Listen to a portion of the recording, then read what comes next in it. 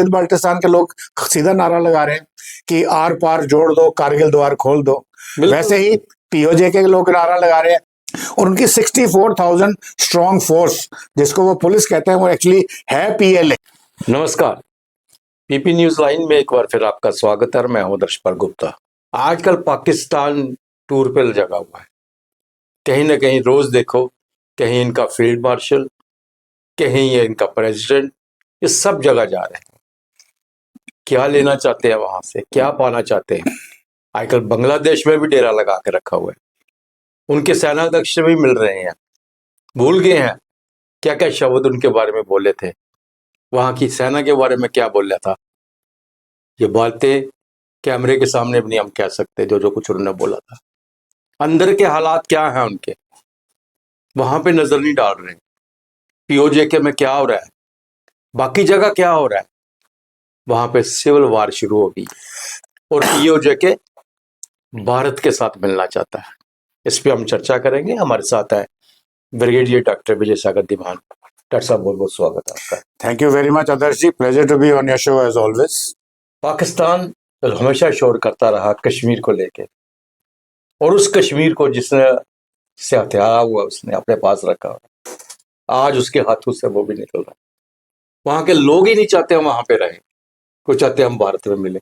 और ये दुनिया के चक्कर लगा रहा है सिर्फ प्रेसिडेंट ट्रंप को नोबेल प्राइज दिलाने के लिए। अपना घर उसका तबाह हो रहा है। कह रहे घर में आग लगा के ये सिर्फ एक ड्रामा करना चाहता है। क्या हालात है पाकिस्तान के? देखिए, जहां तक पाकिस्तान के हालात हैं, अगर हम शुरू करते हैं सिंध प्रोविंस से, वहां पे भी बहुत ज्यादा रिजेंटमेंट है for various issues between Sindhis and Punjabis. उसके अलावा बलूचिस्तान में चले जाएं तो आपने देखा होगा पिछले कुछ सालों से वहां पे एक प्रॉपर लिबरेशन आर्मी बनी हुई है और वो जबरदस्त पाकिस्तानी आर्मी के नाक में धुआं कर रखा है। हर रोज पाकिस्तानी आर्मी के लोग मारे जा रहे हैं और हर रोज वो कभी ट्रेन अगवा करते हैं, कभी ट्रेन में उनके मिलिट्री पर्सनल को हाईजैक करते हैं या उनको मार देते हैं, बॉम्ब ब्लास्ट करते हैं।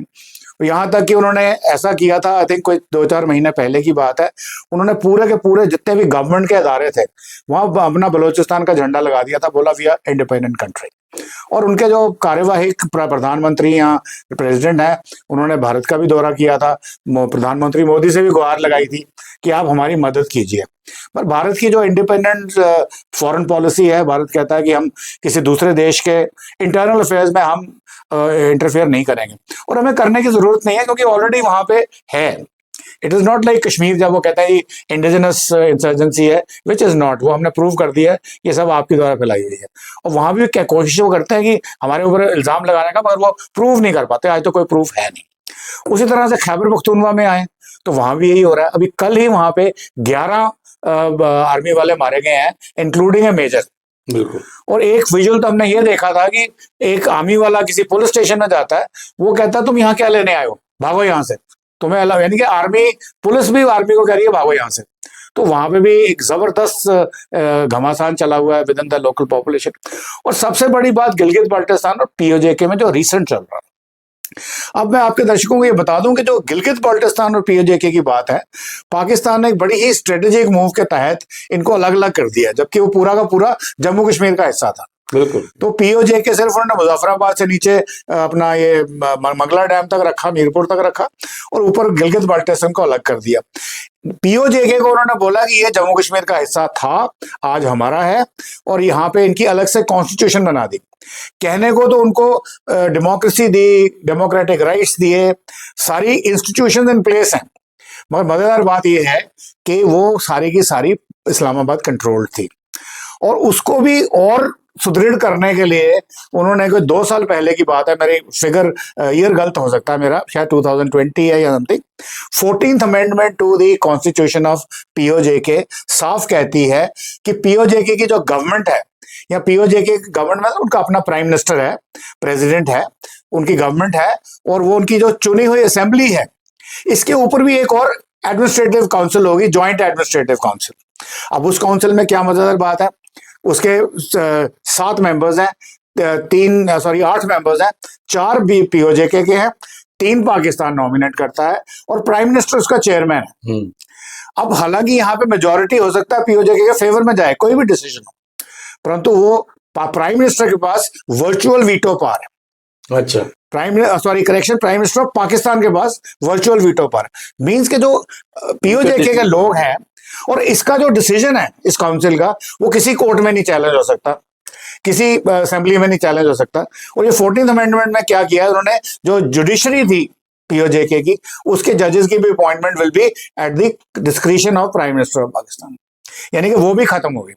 आज की डेट में जो उनकी गवर्नमेंट है वो कोई डिसीजन नहीं ले पाती, कोई वेलफेयर एक्टिविटी नहीं कर सकती, वो सिर्फ एक जैसे म्युनिसिपल कॉर्पोरेशन होती है सिर्फ रेवेन्यू कलेक्ट करने के लिए, उतना ही उनका काम रह गया। अब इसके चलते पाकिस्तानी क्या कर रहे हैं, चाहे वो गिलगित बाल्टिस्तान हो या पीओजेके हो, जितने भी इनके रिच रिसोर्सेज हैं, फॉरेस्ट रिसोर्सेज हैं, वाटर रिसोर्सेज हैं, रेयर अर्थ मिनरल रिसोर्सेज हैं, वो सारे के सारे अपने कंट्री में हड़प कर रहे हैं। और इनको जो उन्होंने राशन देना खाना पानी के लिए, वो भी कहते हैं कि मान लो 100 टन का अलॉटमेंट हुआ है, मुश्किल से वहां पे 1 टन भी नहीं पहुंचता, और वो जो एक पहुंचता है उसकी यानी कि लूट हो जाती है, क्योंकि लोगों के पास है नहीं खाने को। तो वो लोग बीच बीच में रिवोल्ट तो करते आ रहे थे, पर अब जरा आगे वो थोड़े से जबरदस्त स्टिफ हो गए। तो ये पोजीशन है पीओजेके की इस वक्त, टोटल वहां गदर मचा हुआ है। There is a indigenous insurgency कि भारत के ऊपर इल्जाम आता है कि आप इनको करा रहे हो, परंतु भारत कहता है हमें क्यों जरूरत है अपने टाइम और रिसोर्सेज वेस्ट करने का, जबकि ऑलरेडी हो रहा है। उसी तरह से गिलगित बाल्टिस्तान में सेम चीज है, रिच एंड रिसोर्सेज, उनकी डेमोग्राफिक चेंज की जा रही है। पंजाबियों को वहां बसाया जा रहा है इंसेंटिव्स के साथ, चाइनीज को बसाया जा रहा है, कहते हैं कि आप लोकल लड़की से शादी करेंगे तो हम आपको फ्री कर देंगे, ये देंगे वो देंगे, क्योंकि वहां से चाइना का सीपैक कॉरिडोर गुजरता है। चाइना वहां पे बहुत सारे वाटर आइडल प्रोजेक्ट्स बना रहा है, और वहां पे जितने चाइनीज लोग काम कर रहे हैं, बल्कि वहां पे लोकल लोगों को कोई एम्प्लॉयमेंट नहीं देते हैं, वो वही करते हैं। तो उनकी प्रोटेक्शन भी एक बहुत बड़ा मसला बन गया है। तो अब चाइना ने बड़ा क्लियरली बोल दिया पाकिस्तान को, देखिए आप हमारी प्रोटेक्शन नहीं कर सकते, राइट फ्रॉम खैबर पास से लेकर के ग्वादर पोर्ट तक हम अपनी प्रोटेक्शन खुद करें। और उनकी 64,000 स्ट्रॉन्ग फोर्स, जिसको वो पुलिस कहते हैं, वो एक्चुअली है PLA, People's Liberation Army of China, उनके जो सिपाही हैं वहां तैनात हैं, ऑफिसर्स हैं, और वो प्रोटेक्शन करते हैं। तो इस कंडीशन में गिलगित बाल्टिस्तान के लोग सीधा नारा लगा रहे हैं कि आर पार जोड़ दो, कारगिल द्वार खोल दो। वैसे ही पीओजेके के लोग नारा लगा रहे हैं कि हमें अर्स्टवाइल जम्मू एंड कश्मीर से जोड़ दो, हम वहां जाएंगे, क्योंकि वो देखते हैं कि हमारे कश्मीर में क्या है, आज तो ट्रेन भी पहुंची हुई है। अभी आपने देखा जब ये अपना रोड ब्लॉक हुई है because of the floods and all, तो आपके जितने भी सेबों की फसल थी वो तो सड़ जानी थी कश्मीर में, तो गवर्नमेंट ऑफ इंडिया ने स्पेशल ट्रेन चलाई उनको बाहर निकालने के लिए। तो इस किस्म के जो मेजर्स और बहुत सारे हैं जो वो देखते हैं, क्योंकि आजकल इंटरनेट पे नजर आता है, आजकल टेलीविजन पे नजर आता है।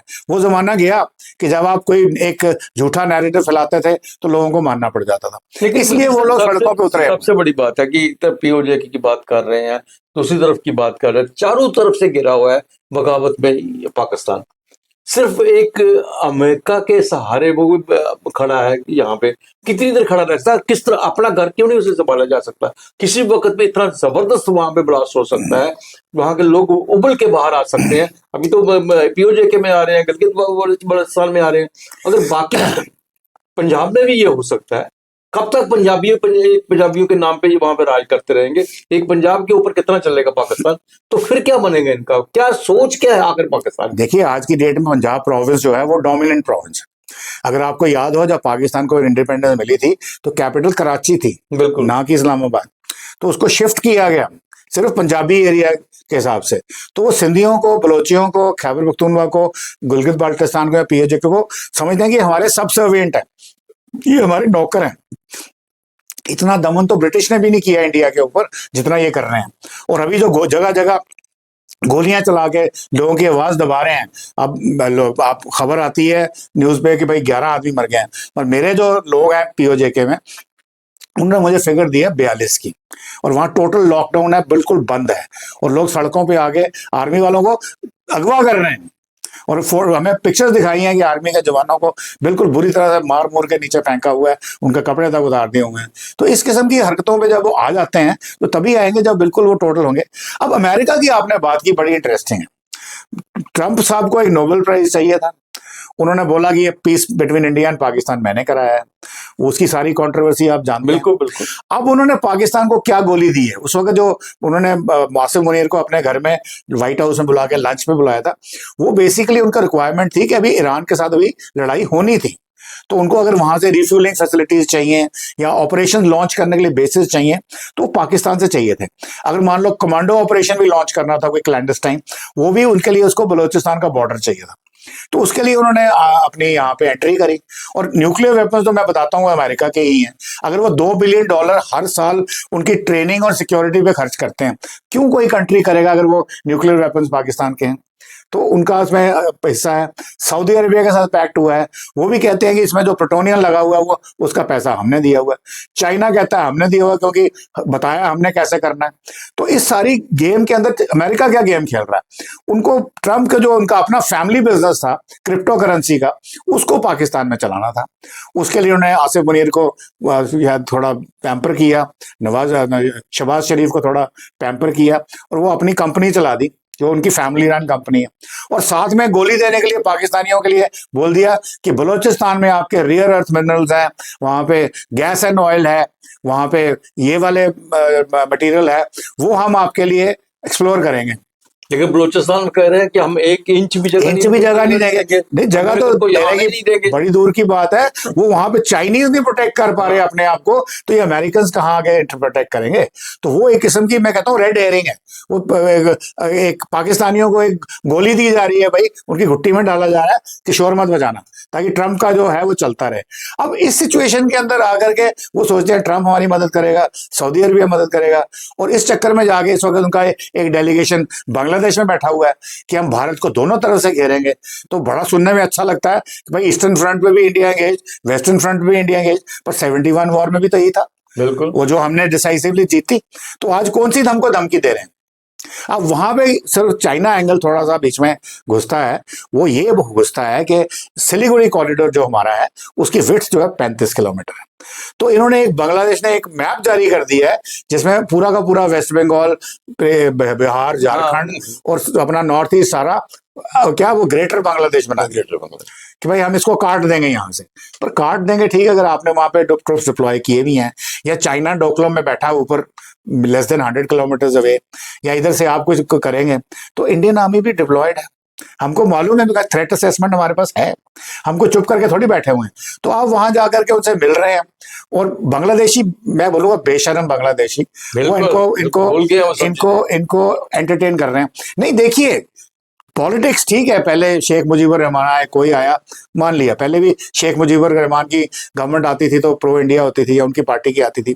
उसके बाद जब खालिदा जिया या उनके हस्बैंड जो थे प्रेसिडेंट जिया, उनकी गवर्नमेंट आती थी तो थोड़ी एंटी इंडिया होती थी। वो बात हमें मालूम है, उसमें कोई प्रॉब्लम नहीं है। पर आप ये कैसे भूल गए कि इस पाकिस्तानी आर्मी ने आपके 80% महिलाओं का बलात्कार किया? वही बात मैंने वो कैसे भूल गए कि आपके इतने मिलियंस और बिलियंस, 7 मिलियन लोगों का आपने उनका कत्ल किया गया, उनसे कब्रें खुद खुदवाई गई उनको उसमें मारने के लिए। क्योंकि याहिया खान ने बोला था कि क्योंकि जब बंगालीज मेजॉरिटी में आ गए थे पाकिस्तान में, तो गवर्नमेंट तो शेख मुजीबुर रहमान की पार्टी की बननी थी, पर पंजाबियों ने नहीं बनने देने थी। और याहिया खान ने बोला था इनकी नस्ल बदल दो, कि इतने रेप करो कि जितने बच्चे पैदा हों वो सारे हमारे वाले हों। तो उस किस्म की कुछ उनकी घिनौनी हरकतें थी। शायद लगता है कि उसका कोई फायदा हो गया। या चाइना डीप स्टेट में इनके साथ आकर के इनकी मदद कर रहा है। चाइना ने शेख हसीना को आपने बोला था कि हमें सेंट मार्टिन आइलैंड दीजिए, हमने वहां पे मिलिट्री बेस बनाना है। उसने मना कर दिया, भाई हम इंडिपेंडेंट कंट्री है, why should we give base. हालांकि चाइना को इन्होंने फैसिलिटीज दे रखी हैं अपने डॉक्स के अंदर, थोड़े बहुत उनको सबमरीन्स वगैरह के लिए दे रखी हैं अंडर वॉट एवर प्रिटेक्स्ट। तो उससे अमेरिका नाराज हो गया, उसने शेख हसीना को तो टॉपल करवा ही दिया। अब बताया नहीं जा रहा, प्रेस में नहीं आ रहा, पर हमारे सोर्सेज ने हमें बताया है कि सेंट मार्टिन आइलैंड के ऊपर अमेरिकन फोर्सेस ऑलरेडी आना शुरू हो गई। तो वो उन्होंने तो करवा लिया। और उसके बाद जो उसको इस चीज को और एक्सेंचुएट करने के लिए कि शेख हसीना वापस ना आए या अवामी लीग पार्टी वापस ना आए, तो उन्होंने जितने यूथ थे, जमाते इस्लामी को पैसे दिए कि यूथ को आप सॉर्ट ऑफ बरगलाओ, ताकि उनको इस तरफ करो। मोहम्मद यूनुस एक उनकी पपेट थी, जिनको वो कई सालों से वो उसको नर्चर कर रहे थे इन टर्म्स ऑफ बांग्लादेश का ग्रामीण उद्योग बैंक में। भाई वो सारा पैसा तो अमेरिका दे रहा था। वो कहते थे जी ये लघु उद्योग है, माइक्रो ऑर्गेनाइजेशन है, यहाँ से इसका फायदा हो रहा है। उसको प्राइजेस भी दिलवा दिए, एक जर्मनी में दिलवाया, एक पता नहीं यूरोप में और दिलवाया, कहीं पे एक अमेरिका में, अमेरिका हाईएस्ट अवार्ड दे दिया। मोहम्मद यूनुस कौन है? तो ये सब चीजें एक साजिश के तहत चल रही हैं, और पाकिस्तान इस फिशिंग वाटर में, इस ट्रबल्ड वाटर में फिश करने की कोशिश वही ना, पाकिस्तान भारत को धमकाने या डराने के लिए खुद बारूद के ढेर पे बैठा हुआ है। Chief of the army staff हमारे ने कहा अगर कुछ भी कहा तो नक्शे से मिट जाएगा पाकिस्तान। मुझे लगता है उसकी जरूरत नहीं पड़ेगी, ये खुद अपने आप ही नक्शे से मिट जाएगा। पाकिस्तान का वजूद खत्म हो जाएगा। जो हालात इस वक्त बन रहे हैं, पाकिस्तान चारों तरफ से घिरा हुआ है। जिनको अपना दोस्त समझ रहा है, वो समय आने पर सबसे बड़े उनके दुश्मन होंगे।